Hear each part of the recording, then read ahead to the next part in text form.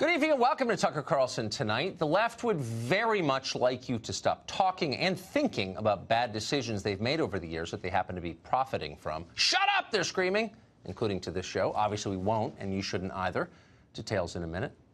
But first, 2 weeks from New Year's, and the Trump administration is trying one last time to get funding for that promised border wall on our southern border.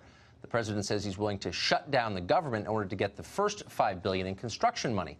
Over the weekend, Senate Minority Leader Chuck Schumer promised that will never happen under any circumstances. President Trump should understand there are not the votes for the wall in the House or the Senate. He is not going to get the wall in any form. He is not going to get the wall. Notice the pronoun Schumer used. He, Donald Trump, cannot have his wall, says the Senate Minority Leader. But what about the rest of us, the other 325 million people who live here? Turns out we can't have a wall either. A wall is just too expensive. In fact, it's wasteful, says, and brace yourself now for an icy blast of comedy here, the Democratic Party. I asked the people at Customs and Border Protection, what would it cost to have scanners to scan all the vehicles coming in? They said $300 million. That's a far cry from $5 billion and a much more effective way to have a secure border. Most of us, speaking for myself, consider the wall immoral, ineffective, inexpensive.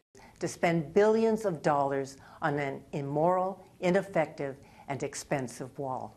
Don't waste billions of dollars of taxpayer money in order to build something that will not make our border more secure. Border security is enormously important, but I think building a wall is a very costly and inefficient way to do that. Oh, so Mr. Math Guy Bernie Sanders says a border wall is, quote, very costly. Okay, how costly is it precisely? Get your calculator out. Here are the numbers. The estimated cost of a border wall is about $25 billion. It's estimated, so let's say it's twice that. That would still be a tiny fraction of the price of the pointless stalemate we're now waging in Afghanistan. That costs about $45 billion every year, not even including, of course, the vast human cost. Now compare that to the $25 billion needed to restore our national sovereignty with the wall. And yet, and this is strange, nobody in Washington seems to be upset about the price of the Afghanistan debacle. A lot of people here are getting rich from it, and maybe that's the difference. You also hear endlessly, and usually from people who live in gated communities, that walls just don't work.